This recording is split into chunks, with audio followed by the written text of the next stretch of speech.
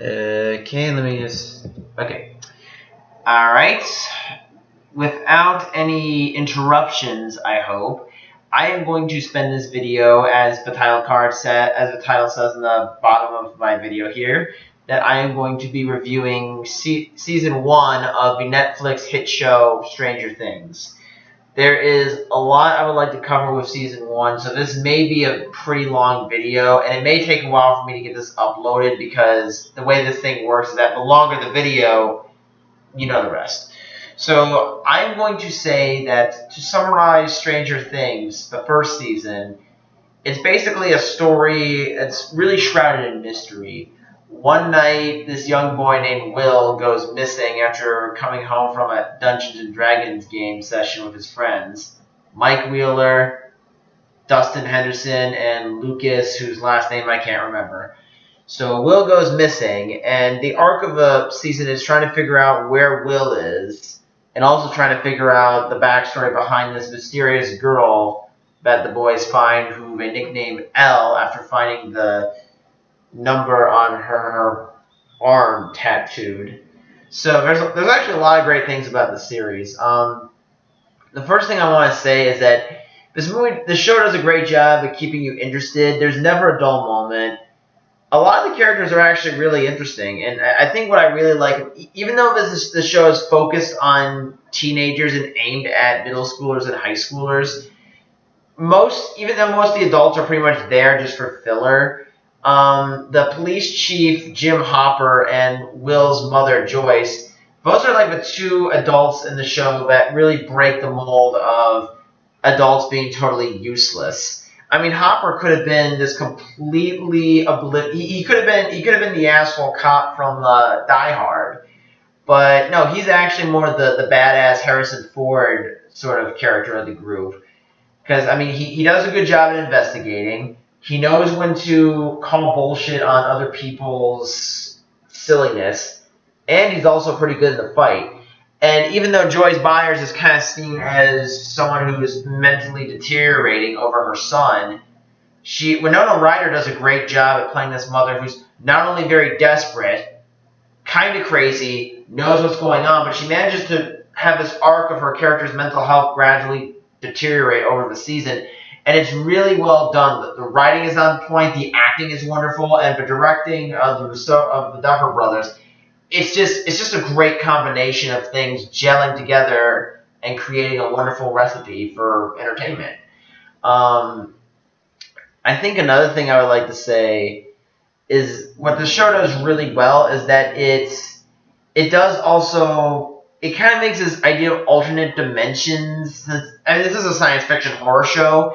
It does a good job at taking these crazy fantastical elements and kind of making it believable enough that it would sound a little plausible. I mean, you know they're just making this stuff up from the show, but well, the concepts anyway, but it is pretty interesting to see the show take itself seriously, but not to the point where it becomes pretentious. I mean, there are some goofy moments in the show. I can't really think of any good comedic moment. There are a few comedic moments in here, like where Elle humiliates one of the bullies.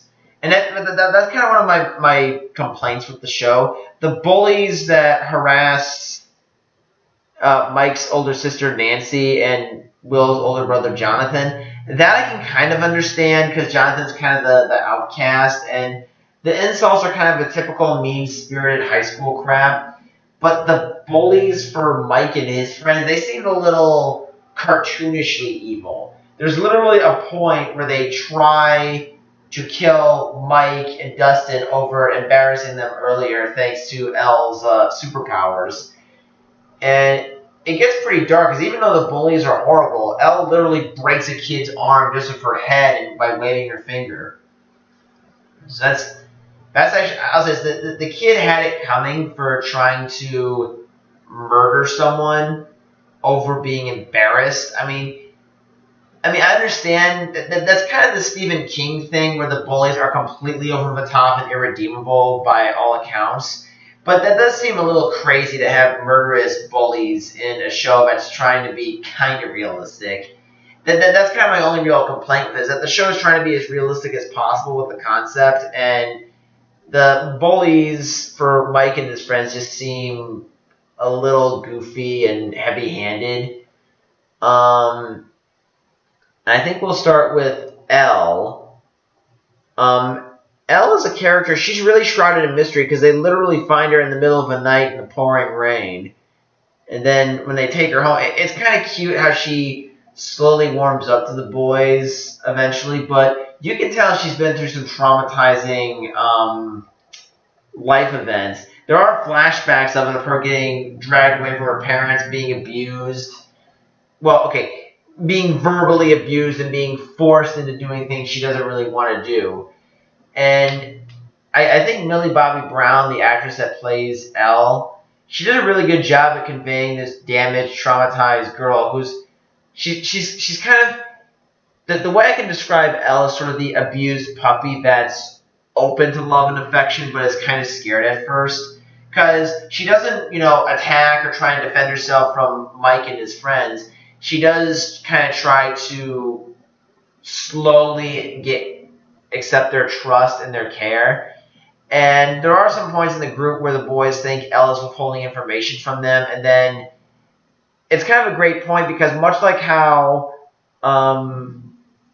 Joyce Byers starts losing it. Sorry, I thought there was someone outside. Anyway, it's kind of interesting to see Winona Ryder's character have a psychological breakdown. And between the three boys, there's a point where they get mad at each other and they start, going their separate ways after Lucas and Mike get into a fight, and Elle gets so crazy she accidentally knocks Lucas out cold. Not out of anger for attacking Mike, but more so stressed, scared, traumatic memories, and she just kind of explodes right there. But yeah, I mean, Elle has a lot of cool moments in the show. And the show does, at least in the second season, I'm not sure how much they'll expand upon it in the third season. I'm reviewing this because I watched the first two seasons on DVDs that my friend gave me, and hopefully I'll be able to binge watch season 3 this Friday. I don't think we'll be able to get through all the episodes in one sitting, though. Anyway, back to this review. And surprisingly, it's only taken me about 8 minutes to get this far. I've covered most of what I want to cover.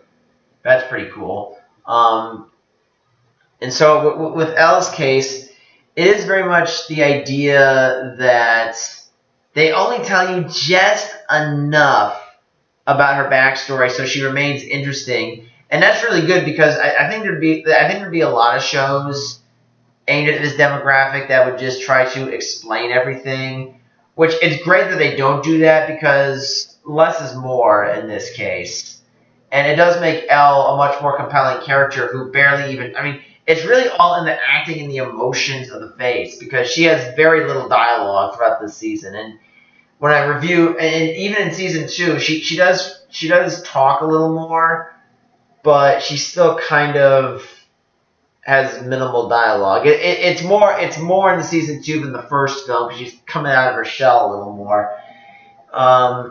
I think I liked season 1 a lot more than season 2 because season 2 had several flaws in it, which I'll get to next week when I review it. But this first season honestly was a very good start for the Duffer Brothers, and it did a great job at being a nostalgic show within the 80s. And it's kind of like Goonies meets whatever. It's like a more horror, hardcore version of the Goonies. And also, I think the characters that we're following are actually older than... Because the Goonies are supposed to be like 10, 12 years old, and these kids are like in their early teens. And in Nancy's case, she's like 16, 17 years old. And what I do like about the show is that with Jonathan Byers, he kind of starts off as sort of this creepy loner who's taking pictures from afar, but as the season progresses, they develop him into kind of this sympathetic loner, like someone that you don't really know. He's kind of in the class in the background, doesn't really say anything, but once you get past the quiet exterior, he's actually a very sweet and loving person. He really cares about his mom. He loves his brother more than anything else, and that's really adorable to watch. There are actually a lot of cute moments in this show, like when Elle saves Mike and Dustin from the bullies and they hug it out, or when Will is finally reunited with Joyce, and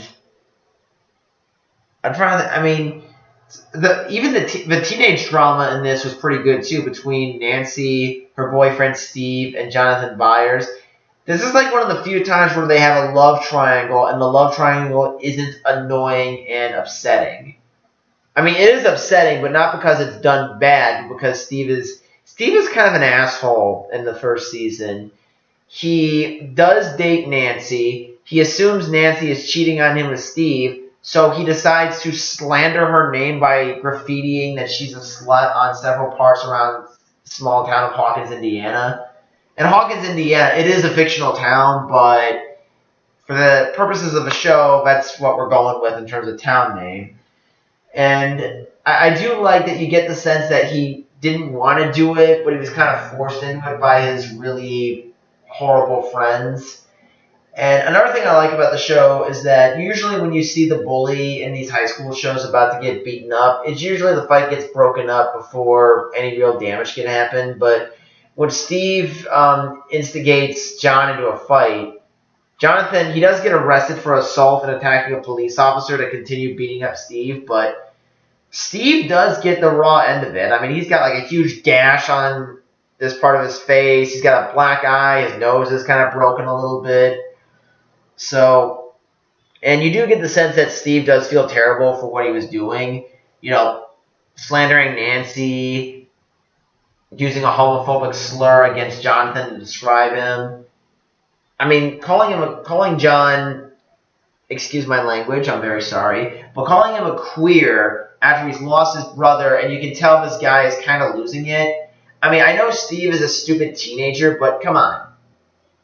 Don't poke the wounded animal, because the wounded animal is a very dangerous and vicious fighter.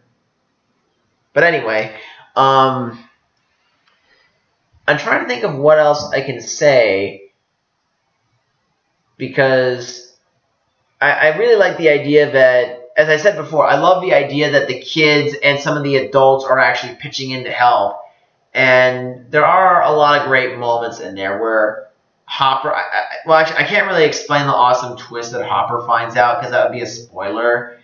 And I've been a little too liberal with spoilers the past few weeks, so I'm not going to give away too much. All in all, this is the perfect start to a really good show, and next week I will be talking about Season 2, and I'm still amazed that this video is like less than 13 and a half minutes, so, well, it'll probably be about 13 and a half minutes once I'm done talking and plug in the picture that you saw at the beginning. So that's my review, and I will see you guys on Monday with my Kenny Loggins cover. Take care.